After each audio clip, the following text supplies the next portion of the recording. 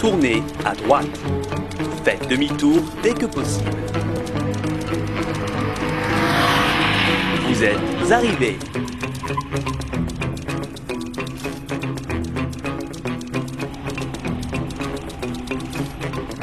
Ici 10.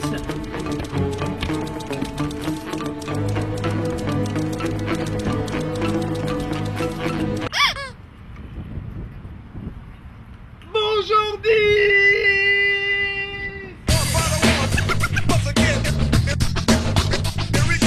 Ce qui s'est passé d'insolite, de buzz, d'insolite, c'est dans 24 heures, c'est tout de suite dans ce rewind du 29 septembre 2011 en direct de Nice.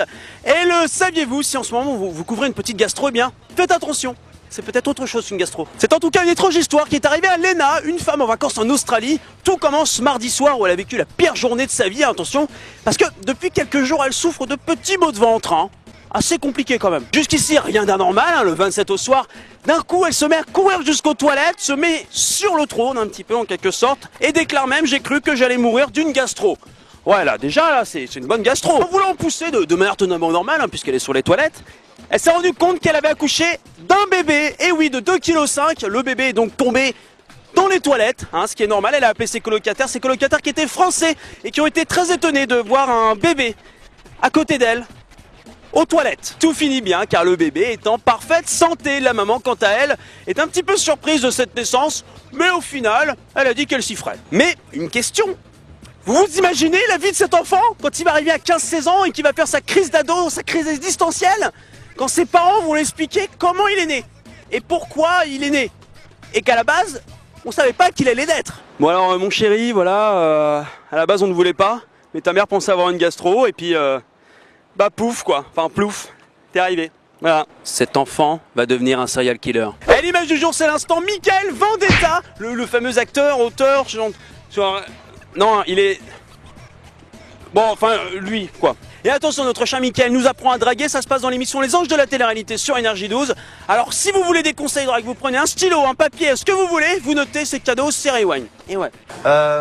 You know, girlfriend, beautiful girl, for me? Non. C'était rayon thon et baleine. J'ai pas eu de chance, j'ai pas trouvé un mannequin. Si à un moment, bon, elle était mignonne, mais elle avait un mec. Viens, j'ai perdu ma chérie là. Viens, Luc, tu vas. Oh, elle a peut-être un copain. Sors, Michael. Allez, viens. Ah, elle a un copain, regarde. Ah non, ah si, elle a un copain, le celui-là, regarde. Merde. Tu fais quoi après ça? Mais elle était jolie, t'as vu ses fesses? You are very nice, huh? What's your name? Virginia. I am French people. You know Paris? No, I don't know. I never been there. I like your smile.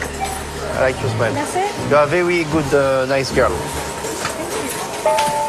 You are the best in the supermarket. Yes, good. Thank you. You're welcome. Goodbye, Virginia. Goodbye. Bye. Comment? Je n'ai pas entendu, You are the best in the supermarket. Yes, good. Ah d'accord, oui. Donc en fait, moi et Michael Vendetta, nous partageons un point en commun, c'est-à-dire notre niveau d'anglais. Non, parce que si tu peux pécho avec ce niveau d'anglais, ok, à Nice, je peux pécho n'importe quelle anglaise. Hey, you are a beautiful, and face. You are beautiful face. Oh. Je suis française, connard. Ça va, ouais. Ah, madame vient de Nice, c'est la pète.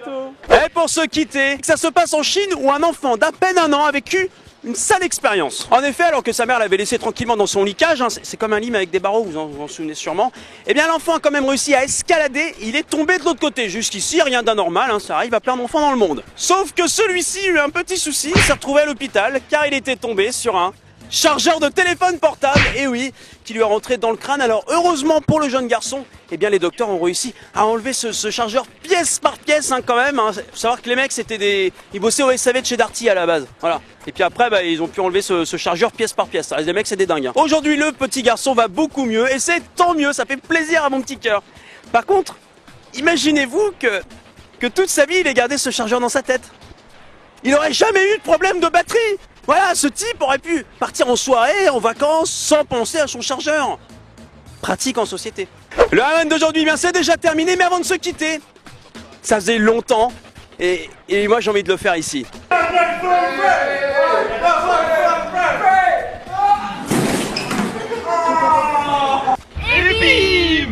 bonne soirée à tous et à demain.